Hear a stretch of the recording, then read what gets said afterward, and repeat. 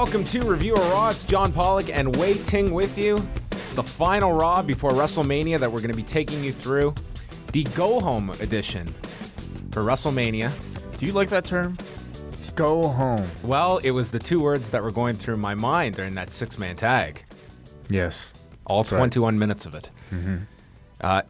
Well, that's just the old term that's used for it. What would be a better term for it? The We're Almost Home edition of Raw. The prelude. The prelude. Or the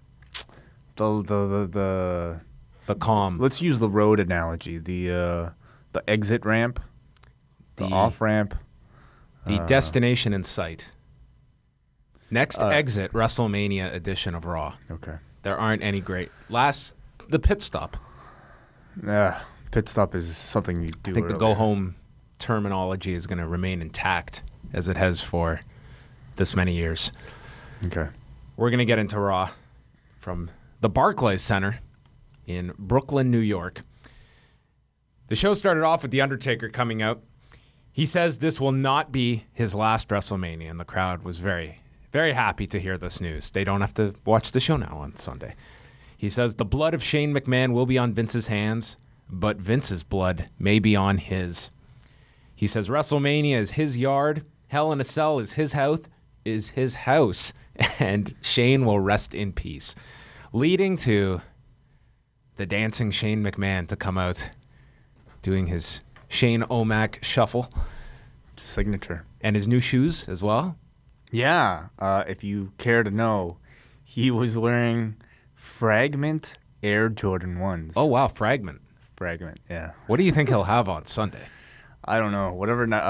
He's got to wrestle in some kind of course, Nike shoes. That's been the theme. It's actually, this is not a wrestling boot-wearing performer. No, it's actually created quite the stir on the internet. Oh, and he's been tweeting photos of his shoes, and sneaker websites have picked up, what Shane McMahon is wearing. It's actually become a real thing, and I think Air Jordan has actually given him these shoes for him to wear. So it's a bit of a product placement, but I'm sure he's a big fan himself. Well, that's great. Yeah.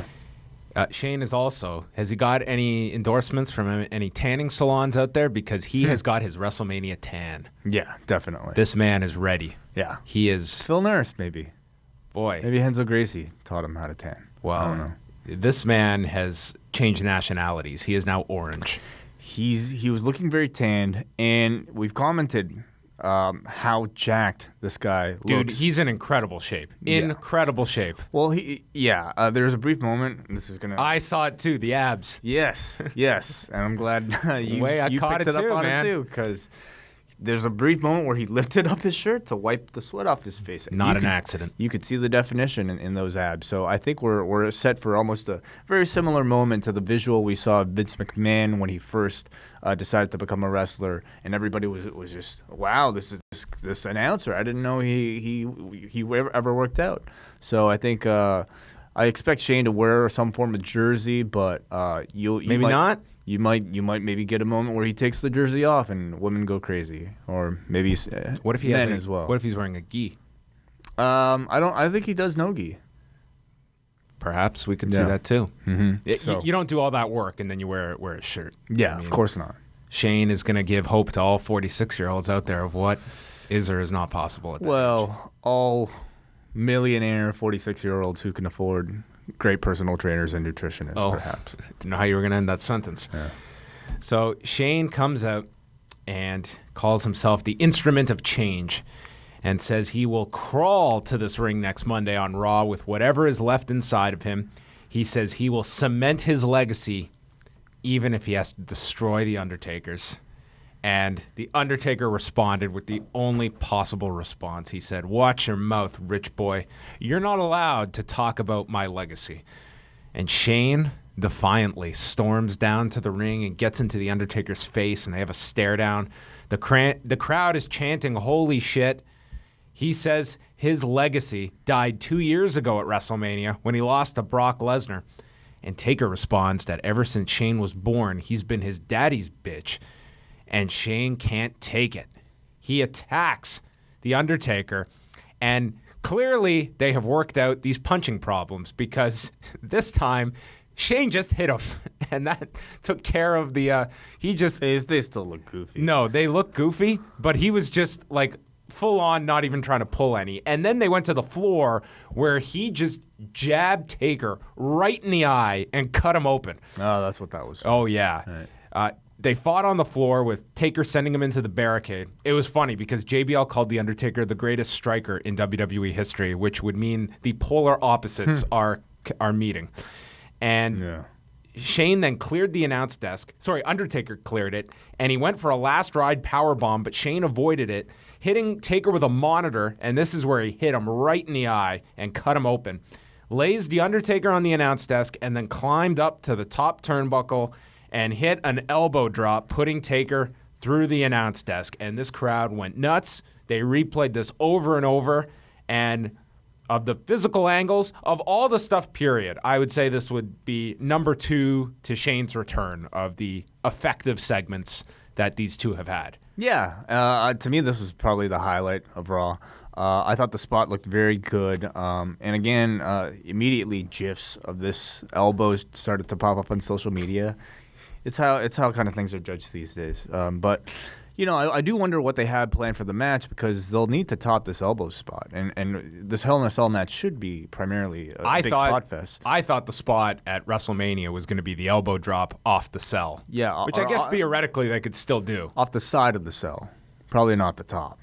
He could possibly. Maybe. Right off the top. Who knows? I feel if there is a match, if there's a Hell in a Cell match where someone is coming off the top of that thing, I feel it's going to be this, and it won't be Undertaker. It would be, yes, whoever has the leeway to do it. Not who'd be capable, but who's allowed to do it. They have to do something really big. Yeah. Very big. I don't think he's coming off the top of the cell, though. I don't want to see him do it. And I don't think Vince, would. I think they're too worried about, the copycats, and I think that era might be past, but I wouldn't really doubt that. We're teasing a chainsaw being used this Sunday. I don't know if they're that concerned. Perhaps. But I thought this was a very good go-home segment for this match. So The Undertaker, as Shane goes up the aisle, Taker sits up, and you see him cut by the left eye. Thankfully, that was hopefully the only injury on this particular show. And as Shane's leaving, Taker does the throat slash, and Shane is sweating profusely. This man will lose no less than 10 pounds in this match on Sunday. Perhaps. He has like Brock sweat issues. Just drenched here. Got jumped off of a he was just punching. He had beads of sweat on the walk down to the ring. Have you ever tried the Shane O'Mac shuffle? It's a cardio killer. Yeah, so it's intense. Hope he's ready for Sunday. How long do you think that match is going to be from bell to bell? I'm guessing somewhere around maybe 20. I'm guessing they go at least 20. And where do you think the placement of that match will be? Well, judging by this episode, I don't know if this had more focus than Triple H and Reigns. It certainly has more heat than Triple H and Reigns, so I would actually put it... that's without question. I would definitely put it at the end, but at the same time, I don't know how they see it. I don't know what they have for Triple H and Reigns, the ending there, and I don't know what... It all depends how they're going to book the finish. After the commercial, JBL said that if Shane wins, then Vince, Undertaker, Hunter, and Stephanie are all gone. It's winner take all. Each week on Review of Raw, pay attention for the secret question. You can tweet the answer at Law Radio every week for your chance to win a t-shirt from Pro Wrestling Tees.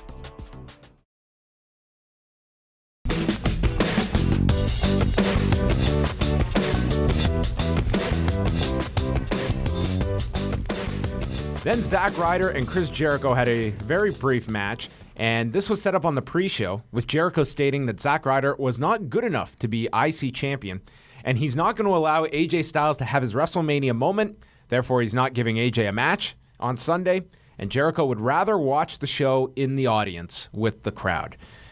So Styles comes out before the match begins, the fans are chanting for Styles, and AJ says he is not leaving until he gets the match that he wants. And the bell rings, Ryder goes for a schoolboy for a 2 count, and then Jericho is using JBL's cowboy hat as a weapon. Ryder sets up the broski boot, and Jericho stops him. He goes for the walls of Jericho when AJ starts chanting, Y2 Jackass. Yeah. I look forward to these chants ending after Sunday. You think they would, but I thought they were going to end after last week when they died. Well, these words were just So poison to Chris Jericho's game plan because he was distracted. Yeah.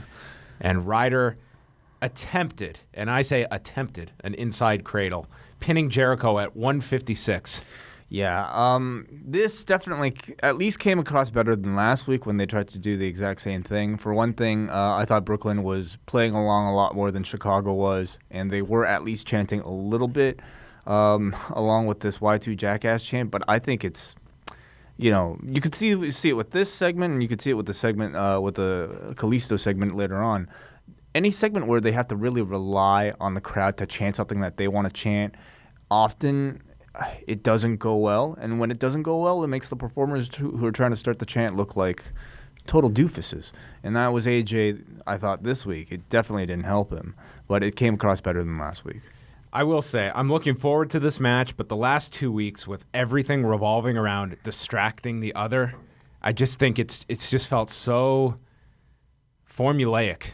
Definitely. And these two were doing some great stuff with the promo, with the garbage can on fire. Yeah. They were doing a lot of great stuff, and they literally hit roadblock with the progression. It's just like we reached a certain level, and it's just, well, we're going to chant at one another and try and cost each other matches. It's a match based on chants, or at least using chants to get at each other's nerves, to distract each other. And I'm totally with you. I think it's taken a real dip in creativity these past couple of weeks with this feud. I also think that this match really could have benefited from an added stipulation. It's the fourth match that these two have had, and if they didn't have already the ladder stip, I think something like that would have been great. But something. This is a very stip-heavy WrestleMania already. Yeah, but I felt like this match really needed it because it's the fourth match. What exactly different is there going to be this time around? Well, I think the positive is that they are going to get a lot of time because WrestleMania, they have shifted a bunch of the matches because, as it was described to me, and they kind of outlined this on the show. The pre-show now is going to have 3 matches with Kalisto and Ryback, the women's 5-on-5 tag, and the Usos against the Dudleys. And the Andre the Giant Battle Royal, as it's been described to me, this could always change, is now on the pay-per-view portion. So it looks like they've just shifted it. So that would mean 8 matches on that 4-hour portion. So, I mean, obviously that's... What's the thinking there? Like, does that... I think the idea is to have... I don't know if they just wanted the women's match to be on the USA Network portion that the pre-show is on, and you also want to probably have a buffer match late in the show, which the Battle Royal would be. Okay. That could be the thinking, and you want the Total Divas on the USA Network. Perhaps that was the thinking. I'm not sure. Anyway, Jericho is so upset after this. He gives a code breaker to Ryder. Styles then chases Jericho off, and he throws a tantrum like it was 1997 with his chair against the post. And he calls Styles stupid, and he's so stupid that he gives him the match on Sunday. I thought this match was already made. I mean, No, I didn't know that it even wasn't official yet. But. Now it is. And he says this will be his 12th WrestleMania, and this will be AJ's first and last, and will be the worst night of his life, which I highly doubt it will. No, it'll be great, especially for his bank account. Log on to FightNetwork.com daily for podcasts from Live Audio Wrestling covering the entire industry on a daily basis.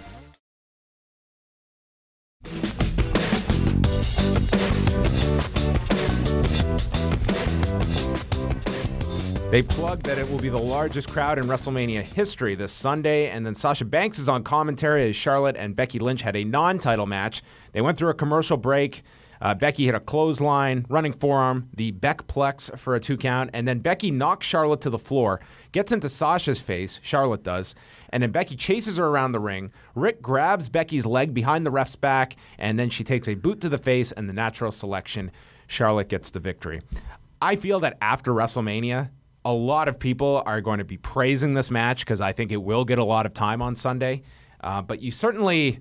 I don't know. I think this is one of those matches that they're going to play it up as a very historic match at WrestleMania. But going in, it feels very much like it's a 3-way for the women's title. I really wish they would at least try to, position it as some type of historical significant match because absolutely watching the TV, it just feels like another Divas title match. I mean, it's not an amazing level of hype for these girls.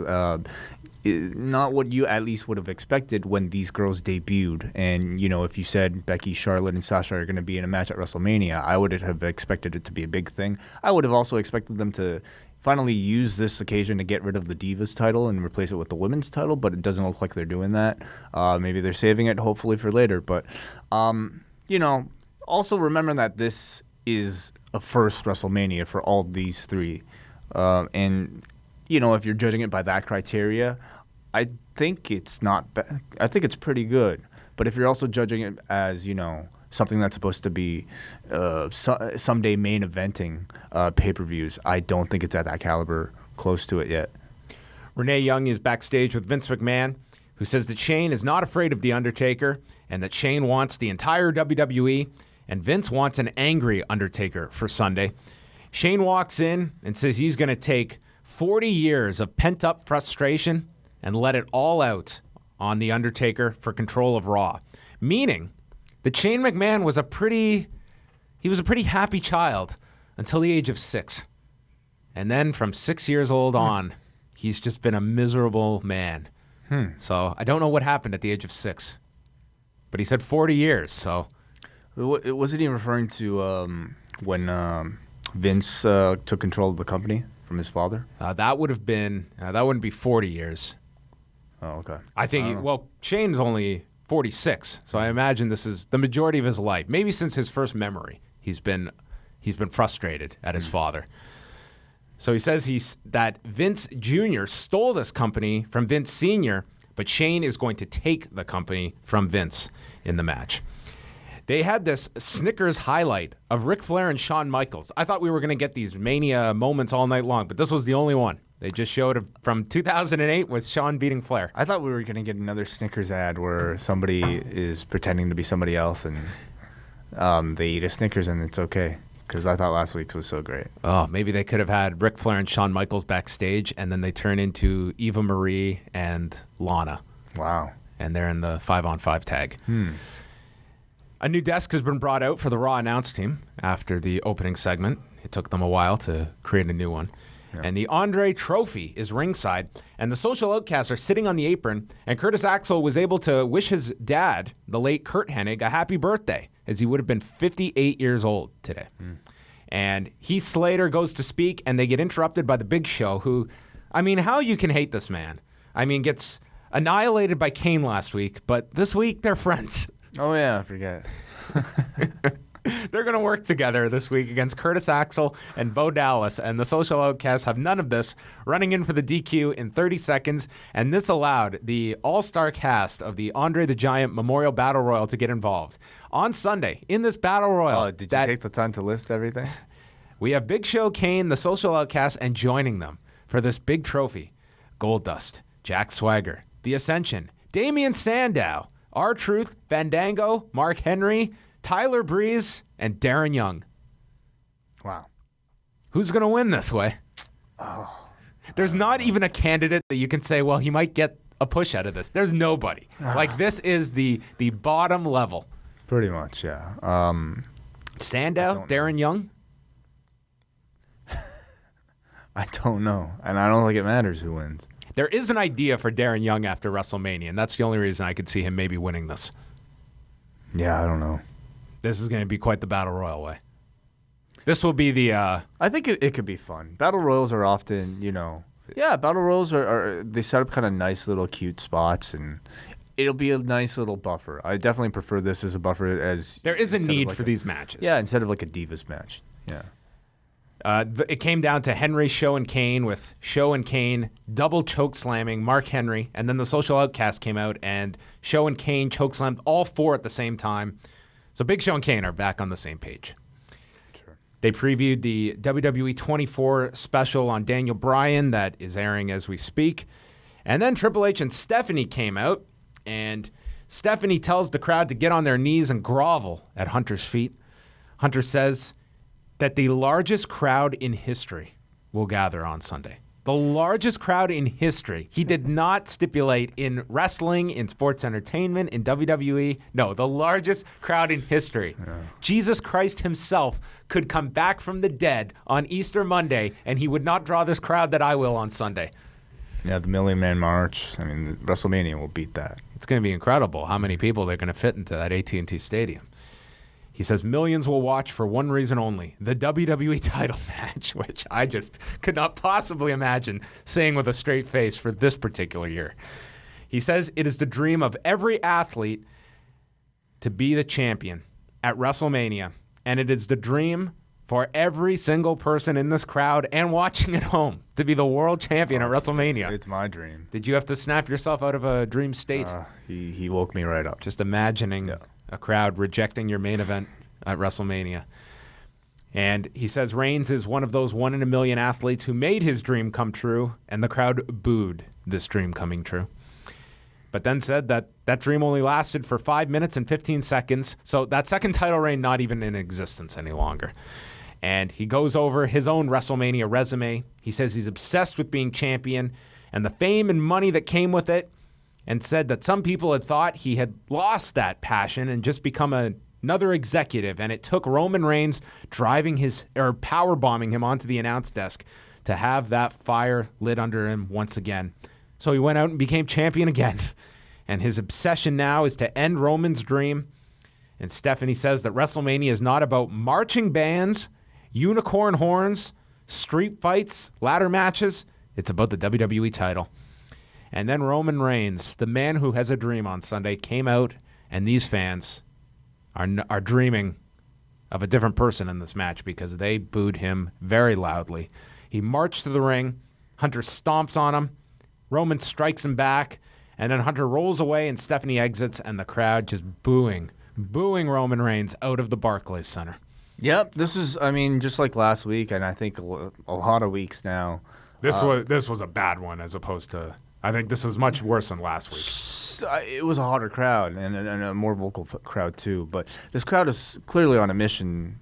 You know, they had made up their mind to go here and send a message to the company that we don't want this guy in the main event.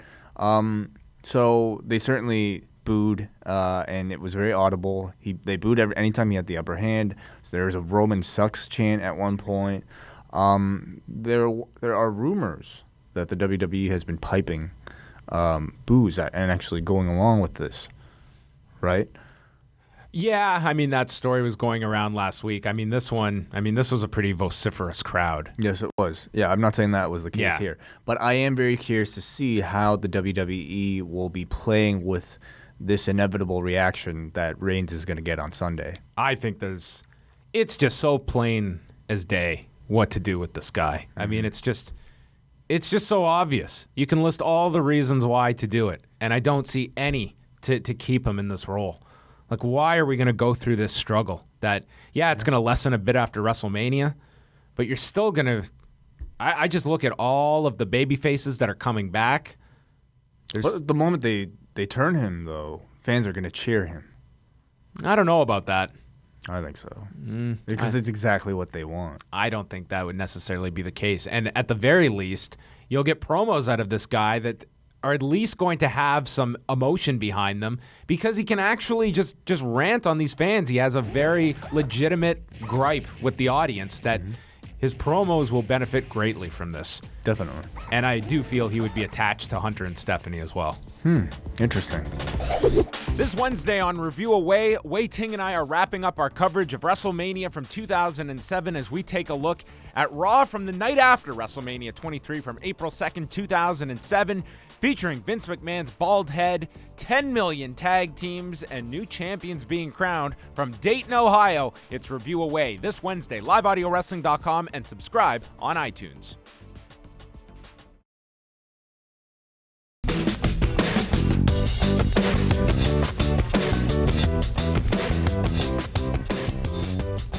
Hunter and Stephanie are then in the back, and Stephanie says she will make the call. The New Day come out, and they look up into the rafters, which the announcers call attention to, and that may or may not play into their entrance at WrestleMania, which is being discussed to involve some unicorns of some sort. So we'll see. I thought you were going to say Sting. Oh, who knows? Yeah. There's a Bootios chant as they show it on the screen as the official cereal for WrestleMania. Super over here with this crowd. They note that the League of Nations do not have their own cereal. And Big E quotes Fife Dog, the late Fife Dog, And then we get a New Day Rocks chant before Kofi Kingston took on Alberto Del Rio. Del Rio flew through the ropes to the floor and then got distracted by the trombone playing, and Kingston hit a sliding drop kick. Then he got stopped on the top, and Del Rio hit the reverse superplex. Del Rio had the advantage through the break, missed a double foot stomp. Kingston came back with a chop off the top, the SOS, which prompted Big E and Xavier to sing his theme song. And then Del Rio goes for a super kick. It got countered with a foot stomp in midair by Kingston. Then he tried a kick from the middle rope, hit with a double foot stomp by Del Rio. And then he goes for the cross arm breaker, and it's countered into a roll-up by Kofi. And the New Day prevails once again over the League of Nations. What they are fighting over this Sunday, I can't tell you, but they're going to have a fight. Yeah. Are they the tag team champions? Yes, but the titles are not at stake. I would have no idea watching this. It's 3-on-4, and the New Day has they have cleaned the table in their matches with the League of Nations going into this show. Yeah, I mean, I think what's at stake. They are at no disadvantage. Yeah, what's at stake, and I would say even the match itself doesn't seem all that enticing. However, the personalities, especially tonight in the New Day, are as over as ever. The crowd was just loving everything they were doing. So I would expect the match to be, kind of okay, fun, but I expect the promo to be something special at Mania. Yes. I know most are assuming The Rock somehow gets involved in this. No mention of The Rock at all in this show. Nope, just he's going to be there if you tune in on Sunday. The spot I want to see now the most is Kevin Von Erich with the claw. That is what I want to see on Sunday. With the New Day? With anyone. Okay. I don't care who it's with. I don't see Kevin Von Erich with the New Day at all. I just don't see that shit. You got to get Kevin Von Erich on this show. Yeah. Maybe Michael Hayes will. Well, the Freebirds are being inducted by the New Day, so maybe. Are they? Yes. Oh, I didn't know that. Yes, they are. Oh, wow. Interesting. So maybe there will be some tie-in there. Yeah. Then Jonathan Coachman comes out and calls the New Day his favorites and announces that SportsCenter is going to Texas on Sunday, and they'll be doing live cut-ins during WrestleMania Day on ESPN, which is a big exposure for WrestleMania. Good last-minute hype for the show on ESPN. And I think ESPN probably needs it. And Coachman then talked about loving Bootios and started dancing with them. Yeah, this was a different version of Coach. He was more celebrity Coach than heel GM Coach, which we will discuss. Or sportscaster providing coverage. I mean, this to me is like this is what these ESPN segments are, and I think everyone understands what they are. Oh yeah, they're for ratings for both. I mean, for ESPN. Well, it's very just. This was it to me. This was it in visual form of what it is. Yeah. Then they showed a video on Joan London, who will be receiving the Warrior Award at the Hall of Fame, and that will be presented to her by Dana Warrior on Saturday.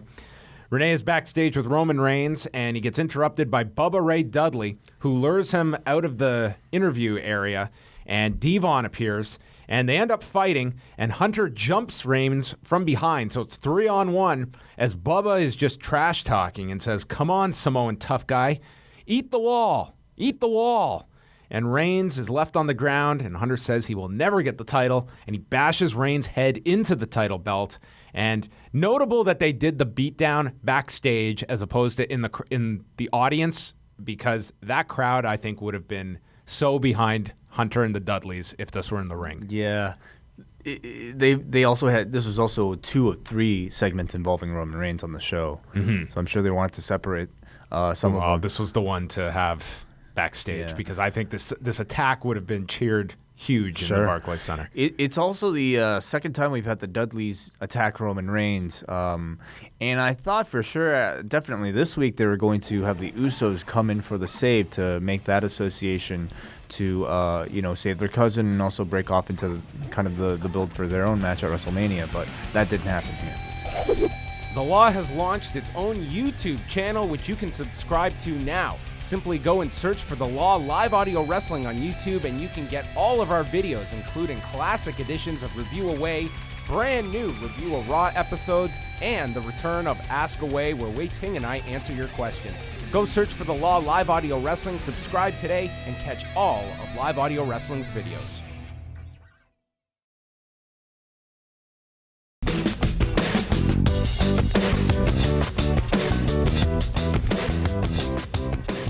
Kalisto took on Connor in a non-title match. And this is where the graphic did list this for the kickoff show with Ryback for Sunday. JBL compares Kalisto to Conor McGregor going up in weight and was tapped out by Nate Diaz. So, a different Conor. Yeah. Oh, I didn't even put those two together. Yeah. But no, Conor did not preserve his cardio for the second round and then annihilate Kalisto here. Mm-hmm. Conor ran into the corner, missed. There was a springboard senton. Hurricane Rana got blocked by Conor, kicks off the ropes, and then Kalisto hit the Salida del Sol in a minute 49 for the win. Then hit a tornado DDT to Victor. Ryback came out, had a stare down with Kalisto, pointed to the sign and yelled, "Feed me more." And they just locked eyes. Oh, yeah. Some in the crowd were chanting Goldberg, so I felt Ryback kind of interrupt that with the "Feed me more" chant. And then Kalisto, really, you couldn't even tell he was even attempting it, but he was attempting to start a lucha chant. And it did not take at all, and it was almost tougher to watch than AJ's attempt at the Y2 Jackass. And I feel like anytime they try to build these segments on fans chanting what they want them to chant, it often doesn't work, especially for a crowd as independently minded as Brooklyn. The final hour kicked off with Brock Lesnar and Paul Heyman coming out, and Heyman described Ambrose as a banana, a maniac, and a lunatic. A banana. Oh, okay. Like he's bananas, yeah. Yeah. He thinks that he is the one to... Ambrose believes he's the one to conquer the one in 22-1. And Heyman will give Ambrose credit. He acknowledges when he says the word weapon, alluding to he is not supposed to say the word weapon, but says that's what it is, a weapon. And Lesnar is fully prepared. You're not allowed to say weapon? Well, that's what Heyman insinuated. I had never heard that was... They've got chainsaws. And they go through all these weird things. Like, I had seen a list not too long ago, and, like, the word stupid was part of it. And Jericho constantly uses that word, calling people a stupid man. That's Ryback's thing. Yeah, I mean, I don't know how consistent or how hardline they are with their terminology. Anyway... He says that Lesnar is fully prepared to give Ambrose the defining Mania moment of all time. He refers to him as Dr. Brock Lesnar, and he is going to perform a public colonoscopy with a weapon on Ambrose at Mania, which if that truly happened... I hope it's not the chainsaw. Oh, boy. I don't know if Or the barbed wire bat. Ouch. That would probably go deeper than just simply the colon. I mean... Yeah. That would actually result in that match being the shits.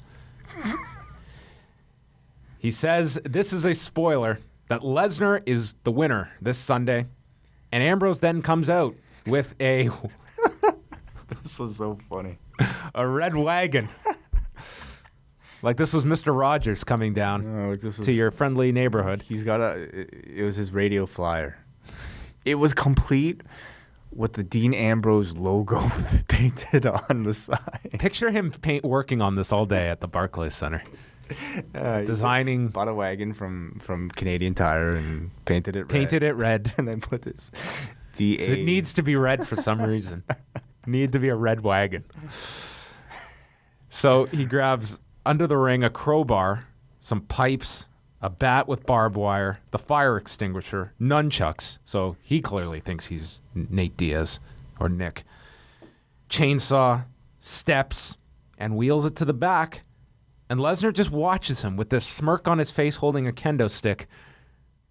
And that was that. The promise of a colonoscopy and the chainsaw.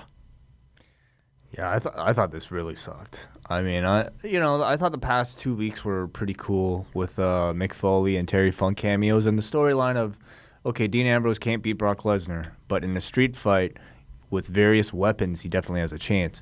And I guess tonight, I thought really should have continued that theme and continued to build on it with more cameos and maybe even the biggest weapon of all. But tonight just felt like nothing. The two didn't get physical. Dean Ambrose came out with the red wagon with his logo painted on the side. I just thought tonight was really lame for this feud. You didn't even get the big... I thought at the very least we would get the big Heyman promo.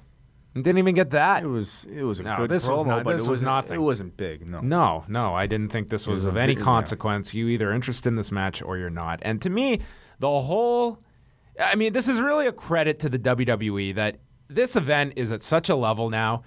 Creative is it's so far down the totem pole of importance.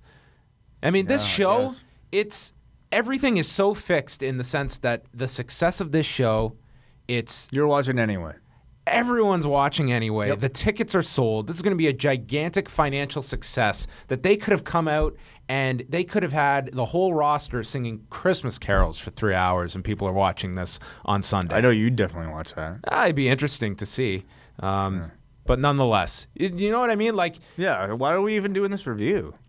It's kind of pointless. Well, the problem No. is WrestleMania is one night of the year, Yeah. and then next week we suddenly look at the following year ahead for them, where they do not have an event that is so bulletproof to creative interest or not, Yeah. and characters that you are going to be drawing. Exactly. WrestleMania will do well, and I think it's your night where I feel like most people watching WrestleMania probably don't even watch the week to week in professional wrestling. They don't care to watch Raw every single week, but they'll tune in for that one show. But your problems are what happens to the ratings. The other several weeks of the year when WrestleMania isn't in season.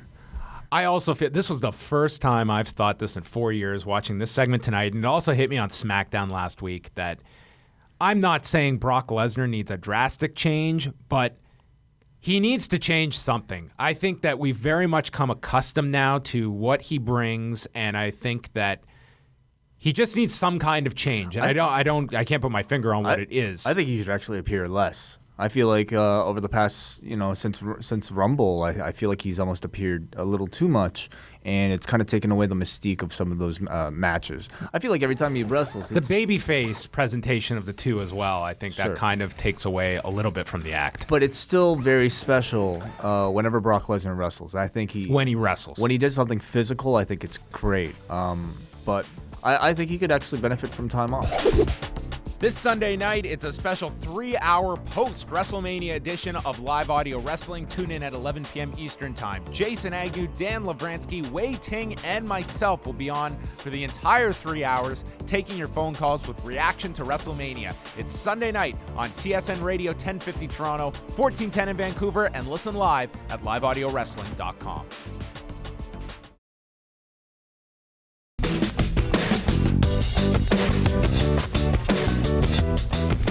Triple H is on the cover of Muscle and Fitness this month, and then Paige took on Emma. Paige came out with Natalia, Brie, and Alicia Fox, and Emma with Lana, Tamina, Naomi, and Summer. So we have a mystery person for the Total Divas team. They're also saying that this was Emma's first match on Raw in like a year. Oh, there's a stat. Yeah. Emma yanks on Paige's hair. There was a seated drop kick, choked her with her boot, and then Paige came back with a running knee in the corner, follow-away slam, and then Tamina gets into the referee's face, allowing Lana to come in from behind and kick Paige, and then Emma pinned her at 2:53. Post-match attack, everyone is fighting except for Lana, who was in the Mickie James role at WrestleMania 23. She had no one to fight with, so she just stood around and watched. And then music played, and out came Eva Marie. And this crowd was not happy to see Eva Marie. Oh, they definitely set Eva Marie up for this big spot. She came out and joined the Total Divas team standing there, and everyone's booing her. And even the girls are giving her this weird look. I thought for sure it was like, oh, they're teasing everyone with this, and the actual partner is going to come out. But no, this was...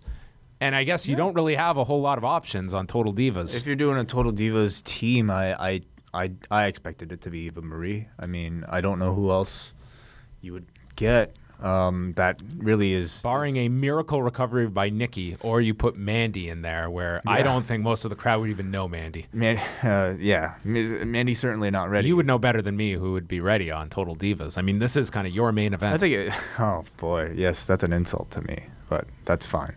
I think Eva Marie is basically, I think, being put in this match to get a bit of a showcase, but I also think she's going to play heel in the match, and the whole they're going to tease dissent between the Divas and Eva Marie, and certainly to do this in front of Brooklyn, I think they knew what they were doing. They knew that this girl would get booed massively, like she has been in NXT.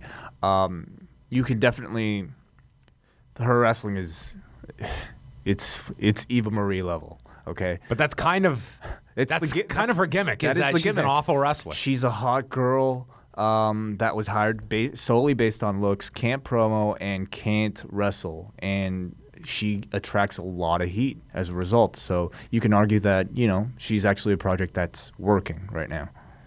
Goldust and R-Truth had maybe their worst segment yet. I'm not even going to recap it. It involved R-Truth blowing his nose into a shirt, and they're both in the Andre Battle Royal. Snoop Dogg's going into the Hall of Fame.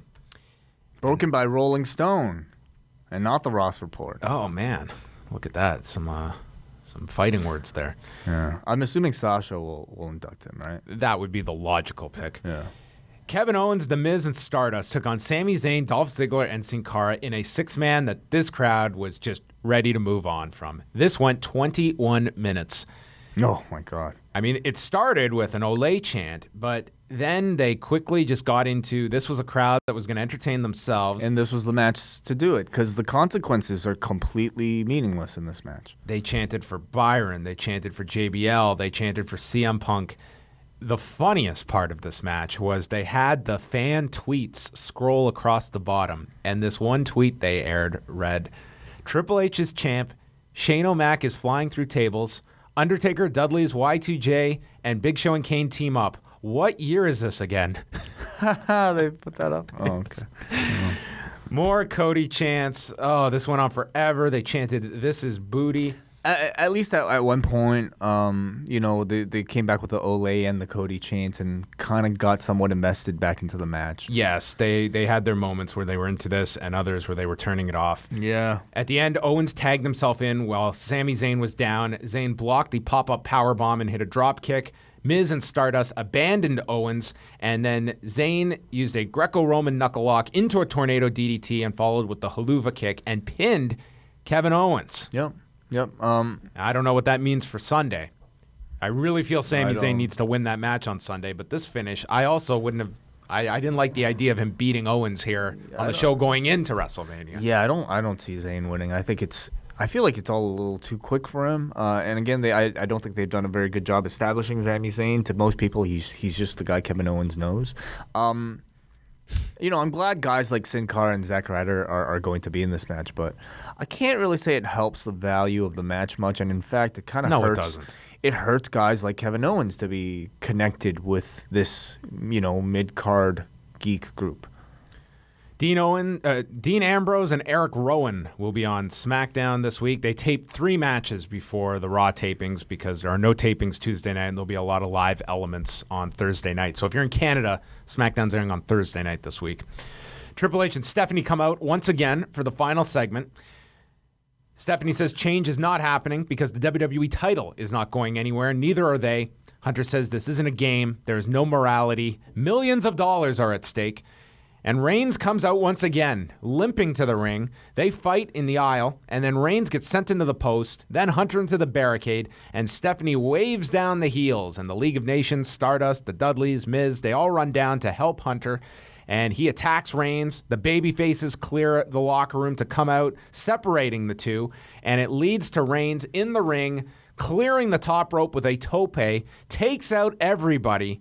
This crowd responded by chanting, "You still suck," at Roman Reigns. No big pop, nothing. What a flat babyface response for a spot that was so designed to give this guy a bit of a momentous push into WrestleMania to go off the air. He did not receive it.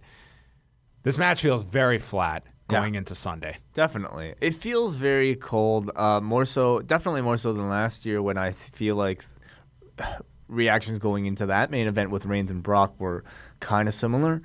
This year, even more so. So it does not feel like a Mania go-home segment at all, unfortunately. It feels like, it's something setting up a minor pay-per-view, not the main event in WrestleMania. I don't know if any of the matches truly hit that peak where you can't wait to see it until Sunday. I mean, they have done some good stuff with Undertaker and Shane, but to me, that doesn't sell WrestleMania on me.